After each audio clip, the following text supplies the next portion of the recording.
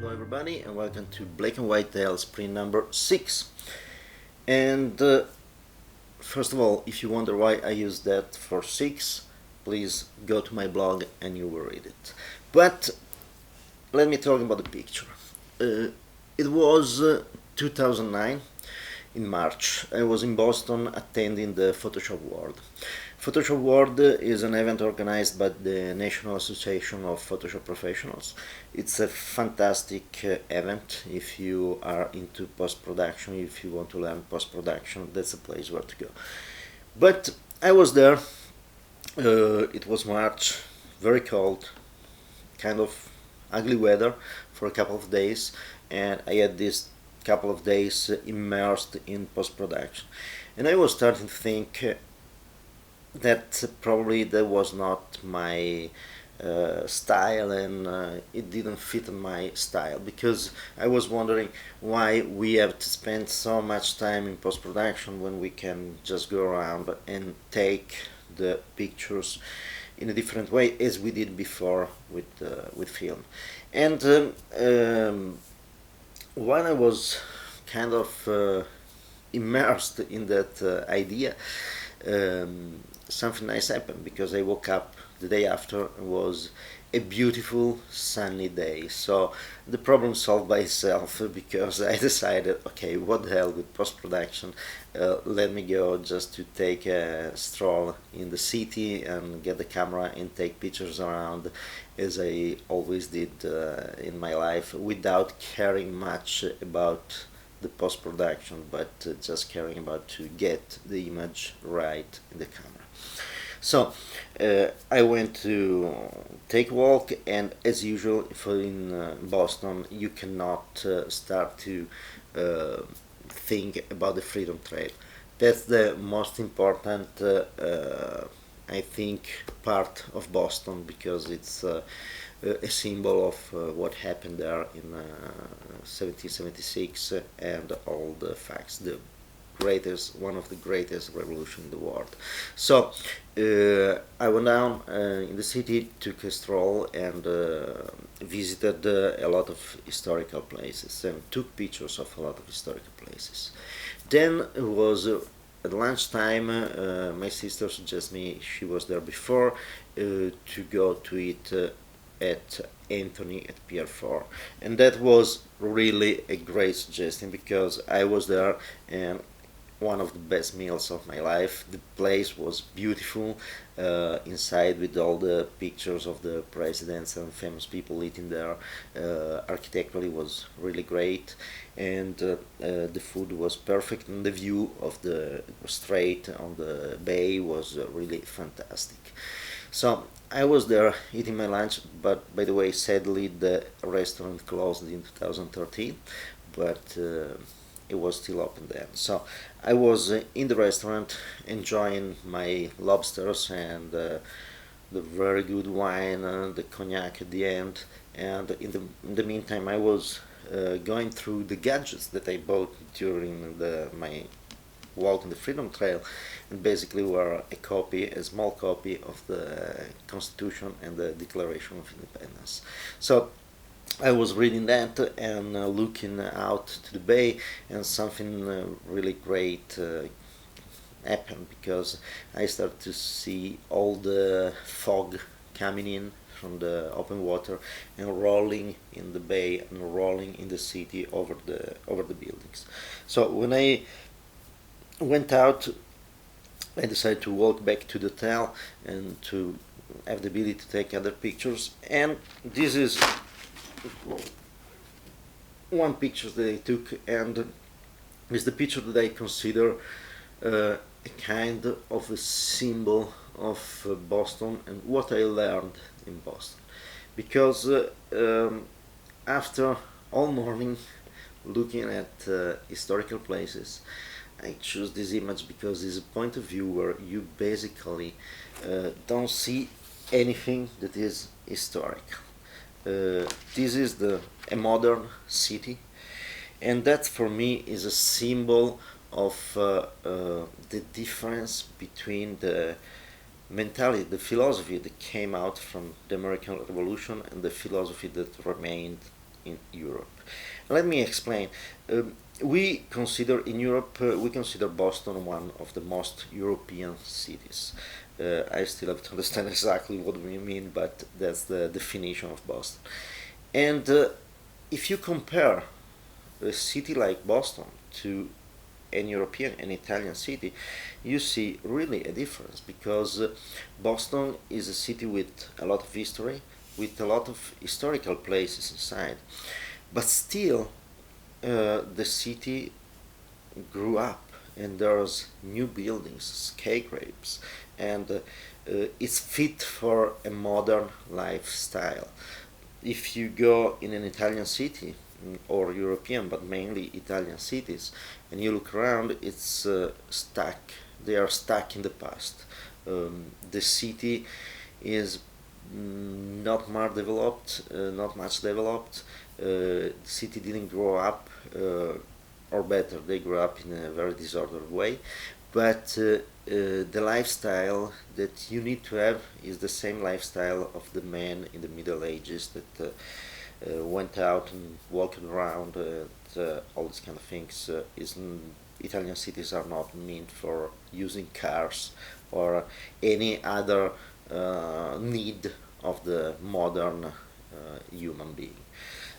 Boston developed, and it's perfectly fit for the actual lifestyle.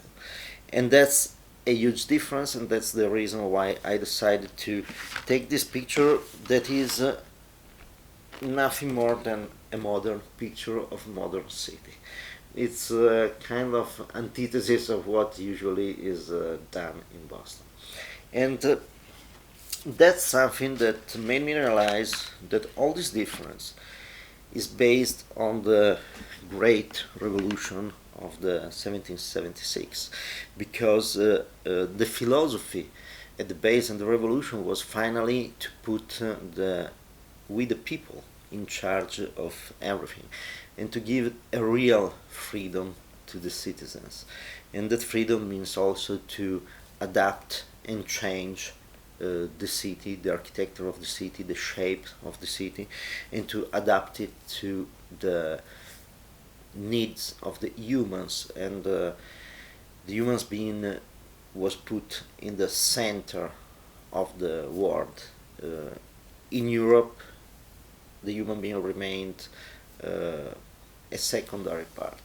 So that's the great difference, and that difference is shown pretty well in this image with the modern side of Houston.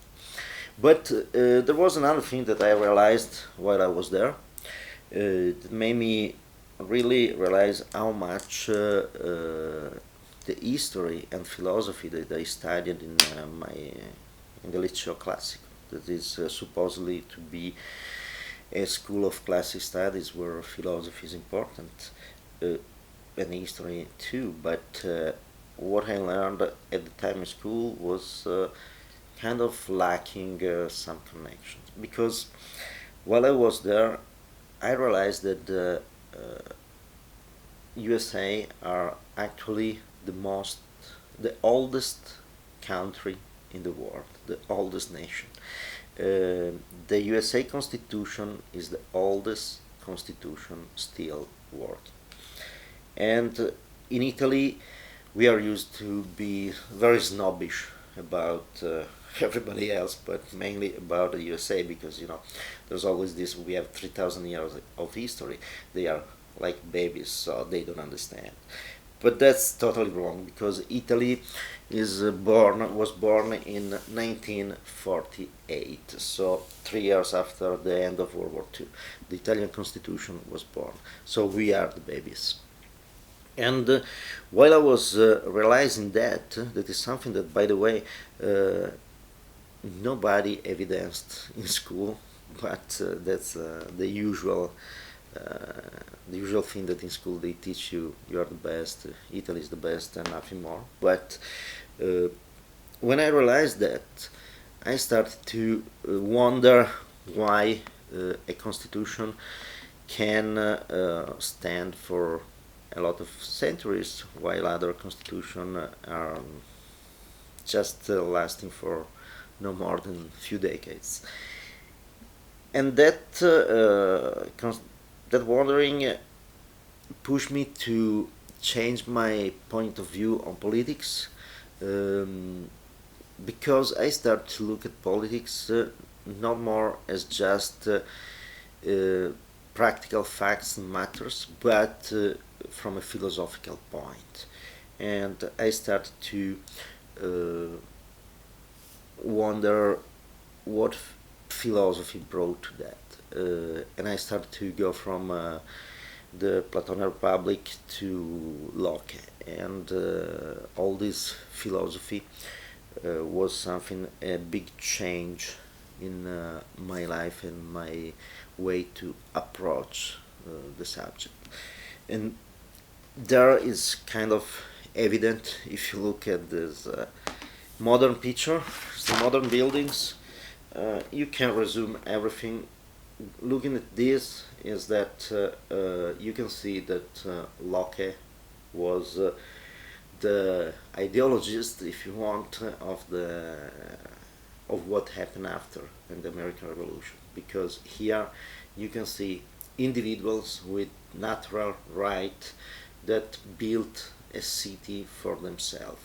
If you go in Europe and you look at an European city, you can see the Rousseau philosophy, because you can see that there's always an elite of people that need to be in charge of everything, and all the cities are still built as they were in the centuries ago when there were kings and so on, and the cities are built for an elite of people uh, in charge of the others. So that was the great difference, and that trip and that photographic tour of the city included this part of the modern city, made me realize a lot of things, and made me start to think about how important is philosophy in our lives, especially when we take decisions that involve other people's. So in Boston, I didn't only enjoy the beautiful city, but I learned a lot about the meaning of freedom and the meaning of philosophy, the importance of a philosophy that sustain freedom and natural rights. And by the way, that was also another thing that impressed me, that in the classical studies that I made, philosophy was supposed to be so important, but nobody ever suggested when we studied Locke. It was probably half a page or one page on the book was just another smaller philosopher, but nobody evidenced that Locke theories were the basis of the American Revolution. So that's almost all. There's one thing I want to add is if you like the philosophical part of politics, if you like to go deep in what was the Constitution and a lot of other matters about history and philosophy of politics, you can go to the Hillsdale College. It's a college that has online a lot of courses, very, very beautiful. There's a Constitution 101, is fantastic. I followed the others about the Second World War and other matters. Very interesting. You will have the links down in the description. So, thank you very much for watching. If you enjoyed the video, please put a like, subscribe to the channel, go to my blog, subscribe to my blog, and please share it with your friends. This said, keep creative, stay free, and have a lot of fun.